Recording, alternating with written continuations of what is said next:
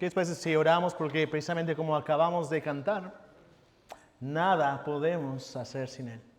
Nada es posible, mucho menos venir y abrir la palabra y predicarla, si no es que Él lo hace en nuestros corazones. Así que vamos a orar. Mi Dios, queremos darte, Señor, la honra y la gloria a ti, Señor, reconociendo que nada podemos hacer sin ti, que dependemos completamente de ti, Señor. Que hoy estoy aquí enfrente y dependo completamente de tu poder, Señor. Tu Espíritu Santo ayudándome, capacitándome en mis debilidades, en mis deficiencias para poder predicar la palabra. Pero también dependiendo de ti completamente, porque tú eres el único que puede tomar tu palabra y aplicarla a los corazones, Señor. De tal manera que den mucho fruto.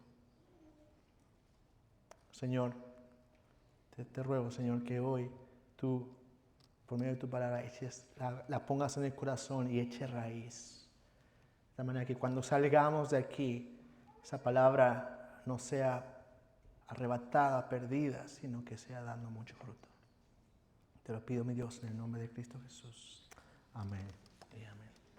Abran sus Biblias, por favor. Vamos a continuar en nuestra serie de Hechos y vamos a estar leyendo el día de hoy todo el capítulo 3, estar viendo el capítulo 3 de Hechos.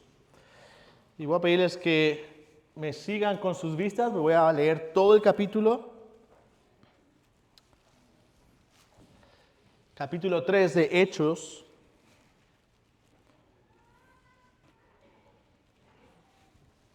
Estaré leyendo de la Nueva Biblia de las Américas. Así que, pues, si no tienes la misma versión, pues escuchar con atención o seguir ahí en tu Biblia. Dice la palabra inerrante e infalible del Señor así. Dice: cierto día, Pedro y Juan subían al templo a la hora novena, la hora de la oración. Y había un hombre cojo desde su nacimiento, al que llevaban y ponían diariamente a la puerta del templo llamada La Hermosa, para que pidiera limosna a los que entraban al templo. Viendo a Pedro y a Juan que iba a entrar al templo, les pedía limosna. Entonces Pedro, junto a Juan, fijando su vista en él, le dijo: míranos. Él los miró atentamente, esperando recibir algo de ellos. Pero Pedro le dijo: no tengo plata ni oro, pero lo que tengo te doy. En el nombre de Jesucristo, el Nazareno, anda. Y tomándolo de la mano derecha, lo levantó al instante. Y al instante sus pies y tobillos cobraron fuerza, y de un salto se puso en pie y andaba. Entró al templo con ellos, caminando, saltando y alabando a Dios. Todo el pueblo lo vio andar y alabar a Dios, y reconocieron que era el mismo que se sentaba a la puerta del templo, La Hermosa, al pedir limosna, y se llenaron de asombro y admiración por lo que le había sucedido. Estando el que era cojo aferrado a Pedro y a Juan, todo el pueblo, lleno de asombro, corrió al pórtico llamado de Salomón, donde ellos estaban. Al ver esto, Pedro dijo al pueblo: hombres de Israel, ¿por qué se maravillan de esto? ¿O por qué nos miran así, como si por nuestro propio poder o piedad lo hubiéramos hecho andar? El Dios de Abraham, de Isaac y de Jacob, el Dios de nuestros padres, ha glorificado a su siervo Jesús, al que ustedes entregaron y repudiaron en presencia de Pilato, cuando éste había resuelto poner a Jesús en libertad. Pero ustedes repudiaron al santo y justo y pidieron que se le concediera un asesino. Y dieron muerte al autor de la vida, al que Dios resucitó de entre los muertos, del cual nosotros somos testigos. Por la fe en su nombre, es el nombre de Jesús lo que ha fortalecido a este hombre, quien ven y conocen. La fe que viene por medio de Jesús le ha dado a este perfecta sanidad en presencia de todos ustedes. Y ahora, hermanos, yo sé que obraron por ignorancia, lo mismo que sus gobernantes, pero Dios ha cumplido así lo que anunció de antemano por boca de todos los profetas, que su Cristo debía padecer. Por tanto, arrepiéntanse y conviértanse para que sus pecados sean borrados, a fin de que tiempos de alivio vengan de la presencia del Señor y Él envíe a Jesús, el Cristo designado de antemano para ustedes. A Él el cielo debe recibir hasta el día de la restauración de todas las cosas, acerca acerca de lo cual Dios habló por boca de sus santos profetas desde tiempos antiguos. Moisés dijo: el Señor Dios les levantará a ustedes un profeta como yo entre sus hermanos. A él prestarán atención en todo cuanto les diga. Y sucederá que todo el que no presta atención a aquel profeta será totalmente destruido de entre el pueblo. Asimismo, todos los profetas que han hablado desde Samuel y sus sucesores en adelante también anunciaron estos días. Ustedes son los hijos de los profetas y del pacto que Dios hizo con sus padres. Al decir a Abraham: y en tu simiente serán benditas todas las familias de la tierra. Para ustedes, en primer lugar, Dios, habiendo resucitado a su siervo, lo ha enviado para que los bendiga, a fin de apartar a cada uno de ustedes de sus iniquidades. Hemos estado viendo ya por las semanas anteriores en el libro de Hechos cómo la iglesia del nuevo pacto ha nacido y cómo a través del Espíritu Santo la iglesia va viviendo lo que es ya ser el cuerpo de Cristo. Lucas, el autor de Hechos, nos ha mostrado cómo la iglesia estaba junta, cómo tenían todas las cosas en común. Y vimos ahí en el capítulo 2, versículo 44, antes de llegar a la escena que estamos hoy, dice ahí Lucas, dice que sobrevino temor a toda persona y muchos prodigios y señales se hacían por los apóstoles. Eso es lo que terminamos la semana pasada. Y ahora, el día de hoy, en el capítulo 3, precisamente lo que estamos viendo y lo que Lucas nos va a presentar es cómo es que y qué es lo que se veía de estos prodigios y señales que los apóstoles hacían. En este capítulo 3 estaremos viendo cómo es que estos prodigios y señales precisamente señalaban al Rey Jesucristo resucitado. Y cómo es que este Rey resucitado iba a mostrar entonces su autoridad, iba a confirmar el ministerio de los apóstoles a través de, en ejemplo el día de hoy, a la sanidad de un hombre cojo de nacimiento para la predicación de un pueblo que estaba presente ahí, la predicación del Evangelio a raíz de este evento. Y por eso he titulado a este mensaje el día de hoy: un hombre y un pueblo cojos ante la autoridad del gran rey. Un hombre y un pueblo cojos, entre comillas, ante la autoridad del gran rey. Vamos a ver cómo Dios va a usar a esta situación con este hombre para traer el evangelio a todo el pueblo que estaba reunido ahí. Así que vamos entonces, en primer lugar, a ver, el primer punto del día de hoy es que es un hombre cojo de nacimiento necesitado de sanidad. Y quiero que empiece esto como en una imagen, como en una escena de una película, una obra de teatro, donde en el primer acto lo que vamos a ver es un hombre cojo de nacimiento necesitado de sanidad.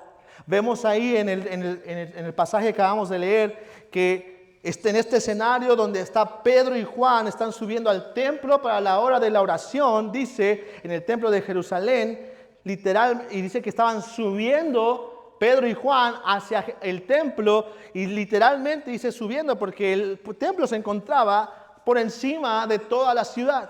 Por lo tanto, cuando tú ibas al templo, literalmente ibas subiendo hacia allá.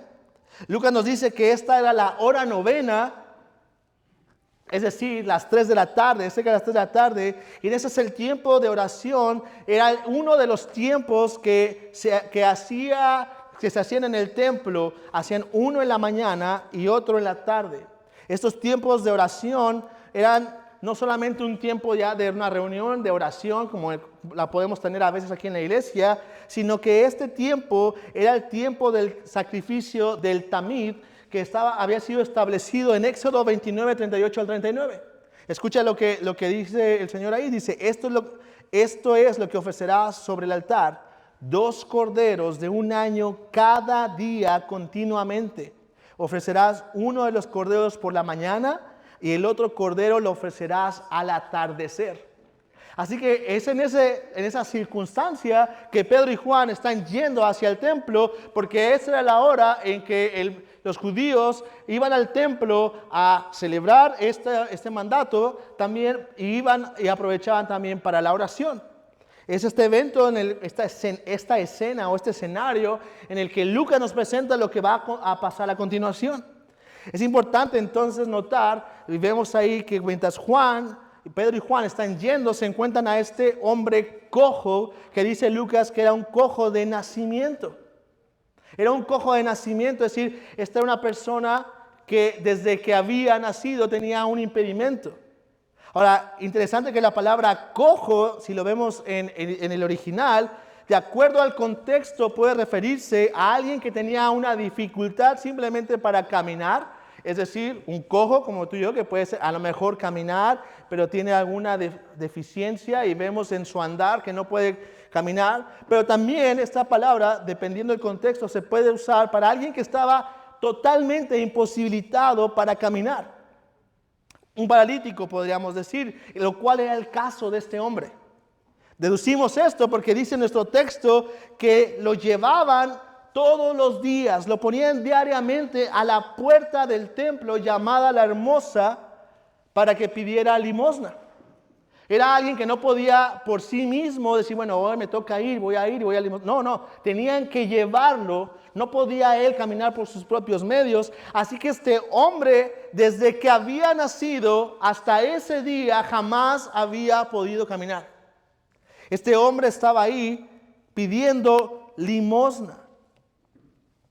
Dice en nuestro texto que mientras él estaba ahí en esta puerta llamada La Hermosa, que le llamaban La Hermosa porque estaba recubierta de oro y plata y era entonces la más hermosa de todas las puertas que daban acceso al templo, él estaba ahí, estaba en este lugar. Era alguna práctica muy común que mucha gente enferma iba a las puertas del templo a pedir limosna o a mendigar.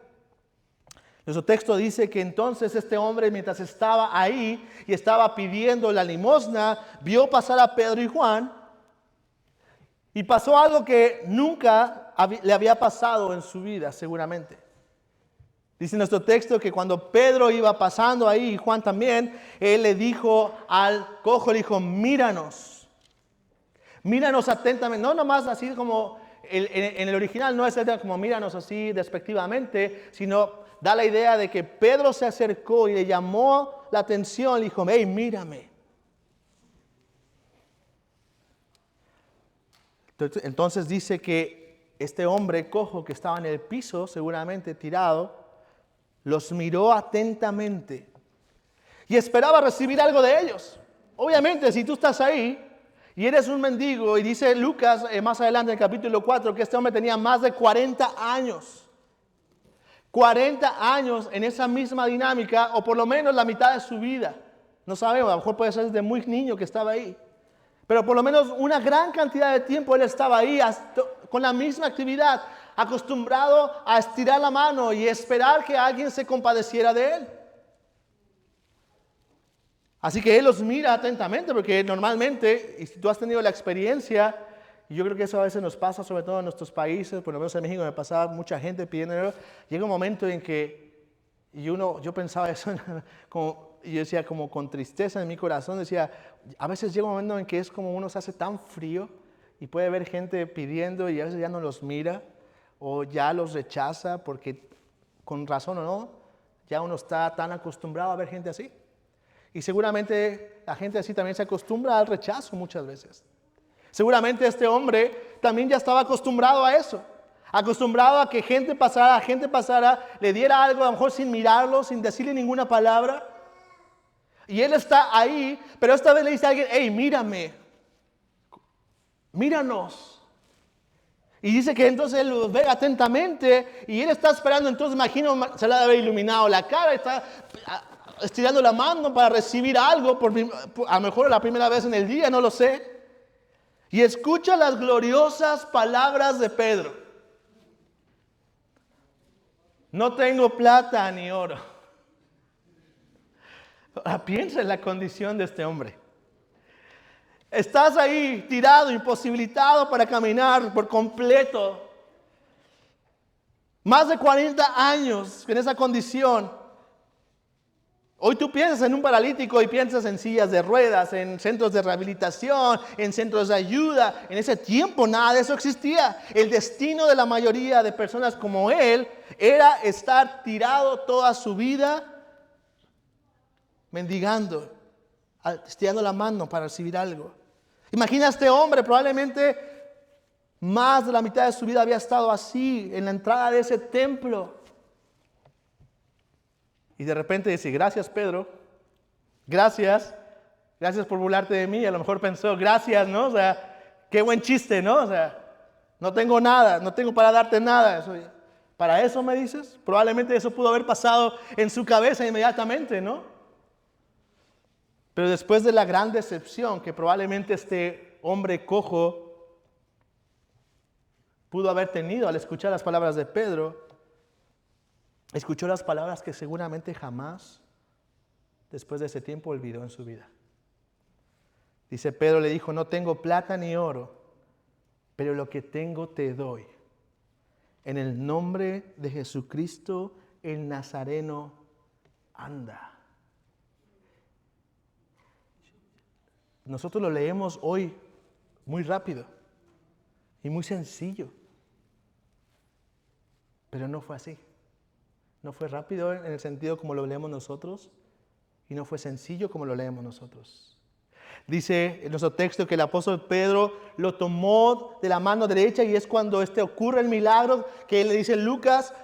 Dice que Pedro lo toma, se acerca a este hombre que seguramente nadie quería tocar, que probablemente le daban la vuelta cuando estaba ahí, le da la mano, le dice en el nombre de Jesucristo, el Nazareno, anda.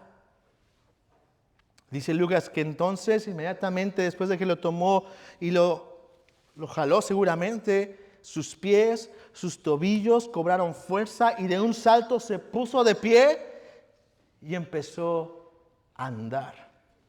Las piernas, los pies atrofiados. Si tú has visto a lo mejor alguna persona alguna vez con incapacidad, por muchos años tú sabes que las piernas se atrofian, lo que no se ocupa. Se empieza a perder masa muscular, empieza a verse delgado, empieza a verse atrofiado, no hay fuerza para sostener. Pero en ese momento, cuando Pedro habló y le dijo en el nombre de Jesucristo, el Nazareno, sus músculos milagrosamente y sobrenaturalmente aparecieron y tuvieron fuerza. Y se levantó no como alguien que está en rehabilitación y está aprendiendo a dar un paso, sino que saltó y empezó a andar. Y empezó, dice, a alabar a Dios. La función de sus piernas era como si siempre hubieran estado ahí. Probablemente, dice el texto, que él entró al templo alabando a Dios. Probablemente era la primera vez que ese hombre, en sus más de sus 40 años, entraba a el templo. Porque muchos piensan que los inválidos y los que tienen defectos no podían entrar al templo. Pero ¿qué había pasado ese día? ¿Qué había pasado ahí? Evidentemente va a decir, pastor, ha pasado un milagro, ¿no? ¿Lo acaba de decir usted? Sí, pero ¿cómo? ¿Por qué? Y cuando vemos a Pedro entonces, que está ahí y él dice, en el nombre de Jesucristo el Nazareno, anda. Hay algo importante que tenemos que notar aquí y que es importante y relevante hoy en nuestros días por las malas prácticas que existen en muchas iglesias. Cuando Pedro dice estas palabras, no estamos aquí leyendo una fórmula mágica para pronunciar. No estamos aquí ante el instructivo de decir, o ver tú, apóstol, primer paso para ser apóstol, repite esto. No estamos ante una frase mágica para que todo el mundo, en el nombre de Jesús, no estamos viendo eso. En este pasaje lo que nos está enseñando no es un conjuro mágico. Pedro, cuando dice estas palabras, la frase literalmente significa por la autoridad de Jesucristo, Jesús de Nazaret, es decir, por el poder de Jesucristo, es decir, por Jesucristo mismo. Levántate, anda. Y como dijo Thomas Walker, dice, el poder era de Cristo, pero la mano era de Pedro. Lo único que hizo Pedro fue poner la mano, pero quien estaba obrando ahí era Cristo mismo. Cuando los discípulos estaban ahí, ellos eran simplemente un instrumento, un medio. Esto no se trataba de Pedro, esto no se trataba de Juan, era Cristo obrando a través de ellos.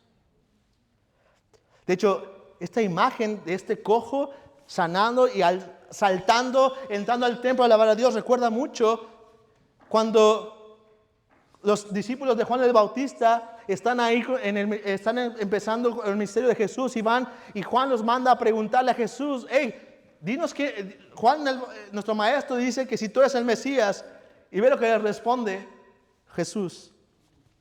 Entonces él le respondió, dice, vayan y cuenten a Juan lo que han visto y oído. Los ciegos reciben la vista, los cojos andan, los leprosos quedan limpios y los sordos oyen, los muertos son resucitados y a los pobres se les anuncia el evangelio. Lo que estamos viendo en este cojo es a este mismo Jesús resucitado obrando a través de Pedro.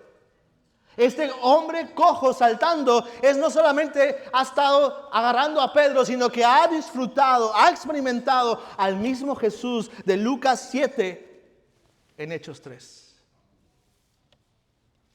Es por eso que Pedro, ahí en este mismo pasaje de Hechos 3, más adelante en el versículo les dice lo siguiente, dice, al ver esto que la gente estaba ahí asombrada, dice, hombres de Israel, ¿por qué se maravillan de esto? ¿Por qué nos miran así? Como si por nuestro propio poder o piedad lo hubiera hecho andar. Pero Pedro dice, pero si yo no he hecho nada, yo lo único que hice fue tomarlo y ayudarlo para que se levantara por lo que Cristo había hecho, no por lo que yo había hecho. ¿Por qué están aquí todos asombrados? Y eso es sumamente importante porque en todos los casos, hermanos, lo que estamos viendo cuando los apóstoles van a hacer milagros es a Cristo obrando a través de ellos. Es interesante cómo esto es sumamente claro en Hechos, más adelante lo vamos a ver, pero quiero mencionarlo. Vean lo que pasa cuando, y es lo que hacen muchos el día de hoy tristemente, toman este tipo de ejemplos para hacerlo como una repetición y querer aplicarlo. Y creer que esto es una frase mágica con la que tú vas a decirlo y vas a hacer muchas cosas. Pero ve lo que pasó en una ocasión, lo vamos a ver, pero de una vez es importante.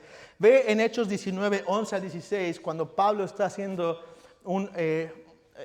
milagros, Dios está haciendo milagros a través de él. Y ve lo que pasó por alguien que entendió o creyó que esto era una frase mágica para repetir.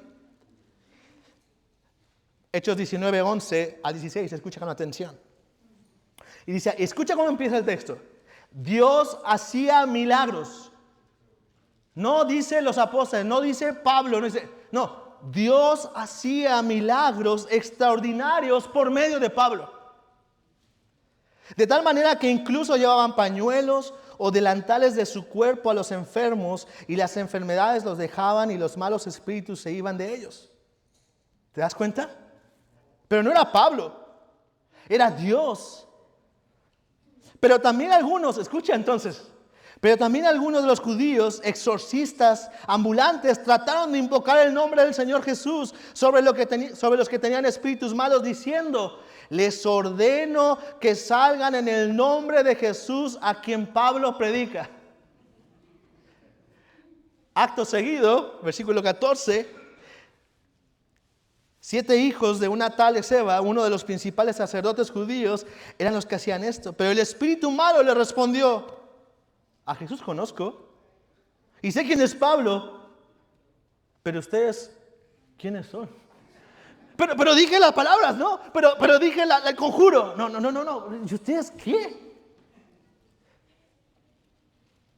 ¿Ustedes quiénes son? Y el hombre en que estaba el espíritu malo se lanzó sobre ellos y los dominó y pudo más que ellos, de manera que huyeron de aquella casa desnudos y heridos.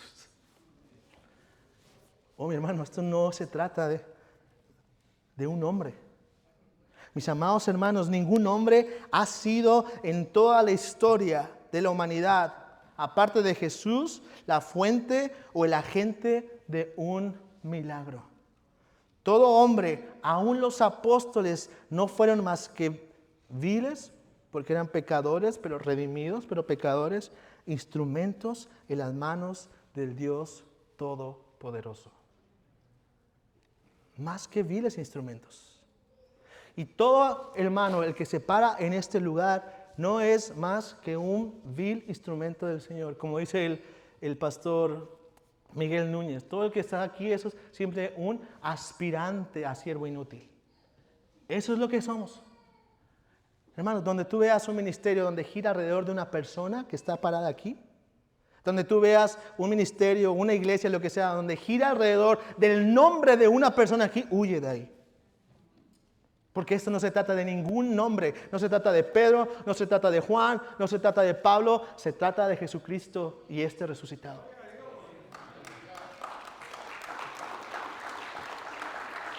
Pero algo más que quiero que no nos pasemos por alto, y es interesante porque también vemos la naturaleza del milagro y es impresionante. Pero quiero que notes algo, que no pases de largo algo. Y es que, como yo lo mencioné antes, era muy normal que en ese lugar hubiera muchos enfermos. Pero de todos los enfermos que había seguramente en ese lugar, que estaban ahí y que probablemente vieron lo que había pasado ahí, solo él fue sanado ese día. Solamente él. Por lo menos eso es lo que tenemos registro, porque cuando ha habido más sanidades se menciona ahí. Pero ahí solamente hubo uno, de todos los que estaban. Y mis amados hermanos, es que ni en el ministerio de Jesús, ni en el ministerio de los apóstoles, el milagro o los milagros eran el fin último. Es decir, el propósito, hermano, nunca ha sido venir a hacer milagros para resolver los problemas de toda la humanidad y de su pueblo. El propósito nunca ha sido venir y hacer campañas de milagros y que todos salgan sanos, que todos los problemas se vayan. Nunca ha sido ese el propósito. Sí, a través de los milagros el Señor muestra su compasión, su amor, su gracia para los pecadores. Él es poderoso para sanar y Él lo puede hacer hoy mismo. Y mucho más, así como lo hizo con este hombre. Pero como menciona Lucas capítulo 2, al describir la función de la iglesia, estos solamente eran prodigios y señales que señalaban y apuntaban, en primer lugar, que Jesucristo de Nazaret era Dios, aquel que reina, vive, que es el todopoderoso, único y suficiente Salvador, y que en este caso simplemente los apóstoles eran los legítimos enviados por Él mismo. En segundo lugar, estos milagros eran un medio para llamar a los pecadores a poner su fe en Jesús, no a venir a buscar simplemente su sanidad. De hecho, eso es lo que pasa después de esto. Esto es lo que vamos a ver a continuación. Es que a raíz de este suceso, a raíz de la sanidad de este hombre, Dios va a usar esto para revelar no solo que en ese lugar había un hombre cojo necesitado desde su nacimiento de sanidad, sino que también había todo un pueblo cojo de nacimiento necesitado de sanidad. Y ese es mi punto número 2. Dice el versículo 11, dice, estando el que era cojo aferrado a Pedro y a Juan, todo el pueblo lleno de asombro corrió al pórtico llamado Salomón, donde ellos estaban. Y al ver esto, Pedro dijo al pueblo, hombres de Israel, ¿por qué se maravillan de esto? Hermanos, veamos que el pueblo, judíos que estaban ahí, que estaban yendo religiosamente a ese lugar, estaban ahí a la hora de los sacrificios, a la hora de la oración. Habían visto un milagro y estaban asombrados ahí. Y dice que corrieron y estaban ahí viendo a Pedro y a Juan. Y lo interesante de todo esto es que la gente, en lugar de estar en el templo y voltear su rostro a Él, por lo menos al templo o al cielo, y dar gloria a Dios, empezar a alabar a Dios, adorar, estaban pensando que era Pedro y Juan. Estos hombres, al ver esto, en lugar de pensar, oh, Dios es el que ha hecho esto, Dios es el autor de esto, Dios es el todopoderoso. No, lo que hicieron fue poner sus ojos en hombres pecadores como ellos. De tal manera que Pedro tiene que exhortarlos y amonestarlos. ¿Por qué piensan que somos nosotros? ¿Por qué piensan que es mi poder? ¿Por qué piensan que es mi piedad? soy un pecador como ustedes. Nomás le faltó decir a Pedro. Hermanos, estos hombres, todas estas personas que estaban reunidas ahí, estaban cojos, estaban inválidos, estaban incapacitados espiritualmente. Todos estos hombres estaban, en palabras bíblicas, muertos espiritualmente. Su condición, hermanos, era peor que la de ese cojo que estaba ahí por más de 40 años. La condición de todas esas personas era peor ahora. Ahora el cojo, que ya no era cojo, estaba mucho mejor que todos ellos. Y no porque había recobrado la posibilidad de caminar, sino porque vemos en el versículo 16 lo que dice Pedro. Dice, por la fe en su nombre, es el nombre de Jesús lo que ha fortalecido a este hombre, a quien ven y conocen. Es la fe que viene por medio de Jesús que le ha dado a este perfecta sanidad. Ese día ese cojo no solamente recibió sanidad física, sino que se encontró con Jesucristo resucitado. Pero toda esta gente estaba ahí necesitada de sanidad también. Pedro ve y sabe la necesidad de este pueblo que está cojo, que está muerto espiritualmente, y por lo tanto lo que hace Pedro no es otra cosa que lo que hacía Jesús también cuando leímos capítulo 7 de Lucas. Dice, la única otra solución que yo tengo para sanar a este pueblo cojo, inválido, muerto espiritualmente, es predicarles el Evangelio. Y es lo que vemos que hace enseguida en los versículos 13 al 26. Lo que tienen a muchos en sus Biblias ahí como el segundo sermón de Pedro. Lo que Pedro va a hacer entonces a este pueblo cojo espiritualmente es presentarles el Evangelio. Porque es el Evangelio lo único que puede traer vida a donde hay muerte. Dice Pedro que lo que hizo fue, en primer lugar, les mostró a Jesús como aquel que ha sido glorificado por Dios, el Dios de Abraham, Isaac, de Jacob. Les presentó a Jesús como aquel que ha sido escogido por Dios y que ha sido glorificado por Dios. Les mostró su pecado. Aún en su ignorancia, Él les mostró cómo habían entregado a Jesús, cómo escogieron a un pecador, prefirieron a un pecador. Sabemos que era Barrabás en su lugar. Y que repudiaron, dice Pedro, al santo, a el justo, aquel que Dios resucitó. Les muestra que Jesús es Dios. Les presenta a Jesús como Dios, el autor de la vida. Qué paradoja, hermano, que el autor de la vida, como dice Pedro ahí, le haya sido quitado la vida, ¿no crees? Pero como Jesús mismo dijo, nadie me quita la vida, yo la doy por mi propia voluntad. Tengo autoridad para darla, tengo autoridad para tomarla de nuevo. Les enseña que es por la fe en Jesús donde está la verdadera sanidad. En el versículo 16 le dice, es por la fe en Jesús, no hay otra cosa, no hay ni otro sacrificio. Es Jesús crucificado, entregado por ustedes, que Dios ha resucitado. La única forma en la que ustedes pueden tener sanidad. Los llama al arrepentimiento y a que se conviertan, es decir, a creer en Jesucristo para que sus pecados sean borrados. Y les muestra que Dios ha cumplido sus profecías, sus promesas en Jesucristo.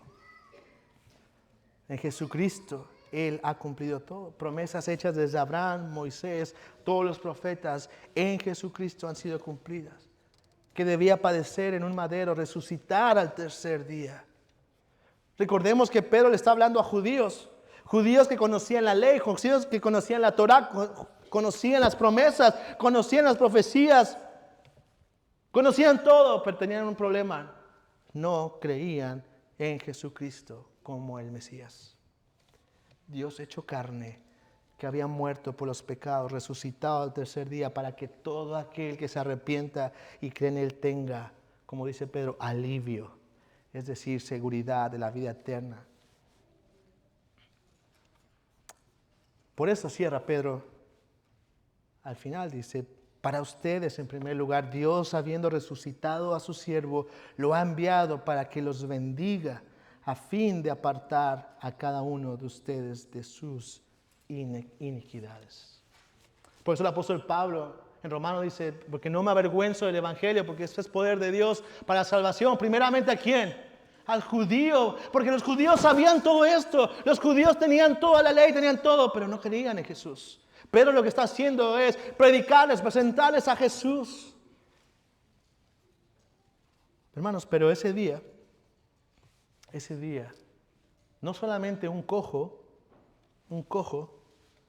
fue sanado, sino fueron sanados, es decir, vueltos a la vida, resucitados espiritualmente, más de 2,000 personas.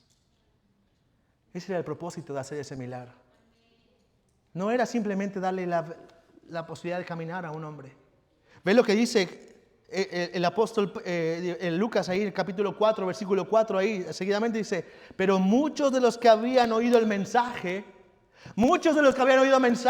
habían oído a Pedro presentarles a Jesús y su sacrificio, escucha, creyeron, llegando el número de los hombres como a 5,000. Oh, mi hermano, ese día Pedro se encontró con un hombre cojo y volteó para arriba y dijo, no, aquí todo el mundo está cojo.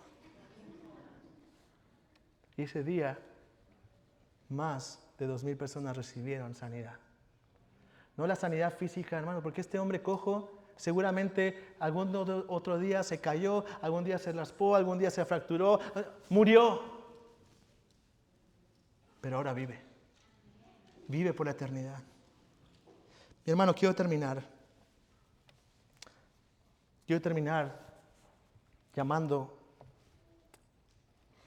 a que medites si hoy estás aquí, en este lugar. A lo mejor estás sentado físicamente aquí. A lo mejor estás aquí dentro de este templo, pero espiritualmente estás tirado a la puerta de la puerta hermosa. A lo mejor estás aquí, has entrado hasta aquí, estás aquí, has escuchado. A lo mejor llevas no sé cuántos sermones aquí escuchando y sigues tirado espiritualmente a la puerta más hermosa que existe. Es decir, a lo mejor estás aquí mendigándole a Dios. ¿Y qué quiero decir con esto? A lo mejor estás aquí como ese cojo que vimos hoy, que está a la puerta más hermosa, está ahí del templo, que está mendigando y lo único que hacía y que estaba esperando era recibir unas cuantas monedas, unas cuantas migajas. Y había perdido la esperanza y no volteaba a ver a quien representaba ese templo.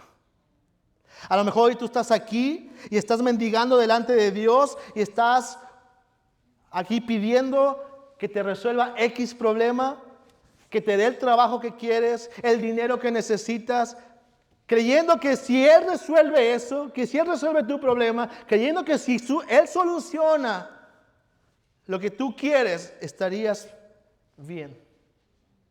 Creyendo que si tan solo Él te cumpliera tu petición, ya todo estaría bien. A lo mejor ese cojo llegó ese día, si tan solo el día de hoy me llevo 100 pesos, ya la hice. Y a lo mejor tú estás así aquí. A lo mejor estás aquí pensando que si tú te vas de aquí y Dios se apiada de ti y te sana de tu enfermedad, te da todo el trabajo, el dinero, lo que tú quieras, ya la hiciste. Pero hermano, mi amigo, mejor dicho, eso no es así. El día de hoy tú podrías irte por la gracia de Dios con tu petición física terrenal resuelta, pero con tu alma en camino al infierno. El día de hoy podrías estar resolviendo todos tus problemas terrenales y seguir con tu problema más grande, es que estás perdido y sin Cristo lo único que te espera es condenación eterna. Este hombre que estaba aquí no necesitaba una moneda, necesitaba una vida nueva. Y esa vida nueva no significaba ni siquiera caminar. Esa vida nueva significaba Jesucristo en su vida de tal manera que él pudiera conocer a Dios, adorar a Dios y vivir para Él. Hoy el Señor te está diciendo, mírame, mírame, toma mi mano, date cuenta de que no hay nada que puedas hacer, venir a mí por ti mismo. Estás incapacitado. Date cuenta que tu mayor necesidad no es tu problema terrenal. Tu necesidad no es esa petición que has estado pidiendo por tanto tiempo. A lo mejor tu mayor problema es tu pecado. Porque si mueres en tus pecados, estarás perdido por la eternidad. A lo mejor está diciendo hoy, mírame. toma mi mano, ven, no te quedes afuera de la puerta. Yo soy la puerta.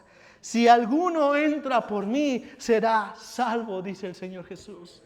Hoy es el día para que tú puedas venir, confesar tu pecado, arrepentirte de tu pecado, creer en este Jesús resucitado que puede levantar a muertos a la vida, que puede dar salvación aún al más perdido. Pero ¿cómo entro? Podías preguntar. Confía, cree que Él es el que murió en esa cruz por tus pecados, quien resucitó al tercer día, quien vive, quien reina, que es todopoderoso para sanarte, es decir, para darte la vida que necesitas.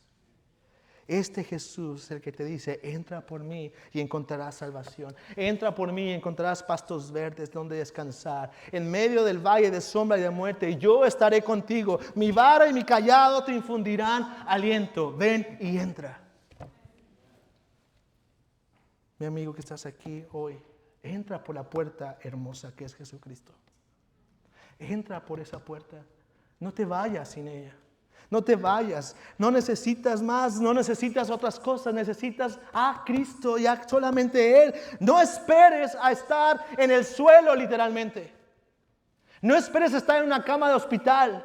No esperes estar en un momento crítico para que digas ahora sí, Señor, sí, sálvame. Hoy es el día de salvación. Hoy, no te esperes a mañana, porque mañana tú no sabes si vendrá. Hoy es. Pero no sé si Él me puede aceptar tal cual soy. No sé si a lo mejor, si tú supieras mi pecado, si tú supieras mi problema. Escucha lo que el Señor te dice hoy en Isaías 1:18. Vengan ahora y razonemos, dice el Señor, aunque sus pecados sean como la grana, como la nieve serán emblanquecidos, aunque sean rojos como el carmesí, como blanca lana quedarán. Ven, ven, no importa qué es lo que haya en tu vida, que Él hará esto en tu vida. Este Jesucristo y resucitado es la garantía de que así será. Él es el que te dice hoy, levántate y anda, entra. Mis amados hermanos en Cristo, que ya conocen al Señor, confiemos en el poder de su nombre. Confiemos en el poder de su nombre. Prediquemos el Evangelio con confianza. Prediquemos con seguridad, confiando en su poder y no en el de nosotros. No en nuestra capacidad, sino en su capacidad, que Él es poderoso para salvar al más vil de los pecadores. No dejes de rogar, de orar por la salvación de tu esposo, de tu hijo, de tu amigo, de tu jefe, porque Él es poderoso para salvar, así como lo hemos visto en este pasaje. No dejes de rogar, no dejes de pedir, porque el mismo Evangelio que te ha salvado es el mismo que te puede santificar. Es el mismo que te va a ayudar en tu debilidad. Es el mismo que te va a ayudar en tu caminar con Él. Es este Evangelio y solamente el que va a llevarte a vivir para la gloria de Él. Porque escucha bien, mi hermano. Él es el mismo poderoso para salvar. El que has leído en Hechos 3 es el que hoy está también contigo. Él es el mismo. Él es el mismo Rey que trae de muerte a vida a esos miles. Es el mismo que te llevará a ti. Vamos a orar. Señor, te damos gracias por tu palabra. Ayúdanos a confiar, Señor, en tu poder, en ti, nada más que ti, en tu autoridad, Señor, que es el único que puede decir, levántate y anda. Y aún los muertos te obedecen, se levantan, caminan. Señor, ayúdanos en nuestras debilidades, nuestra poca fe. Ayúdanos, Señor, a depender completamente de tu poder, Señor.